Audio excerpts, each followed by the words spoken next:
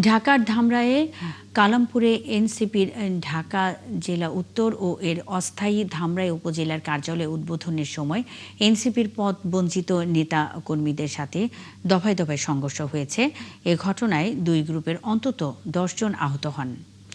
শুক্রবার বিকেলে Kalampur bus station এলাকায় হাজী কামরুল সুপারমার্কেটের তৃতীয় তলায় এই কার্যালয় উদ্বোধন শেষে বক্তব্য চলার সময়ে এই সংঘর্ষের ঘটনা ঘটে। এ সময় উপস্থিত ছিলেন ঢাকা জেলা উত্তর এনসিপির আহ্বায়ক ইঞ্জিনিয়ার নাবিলা তাসনিদ।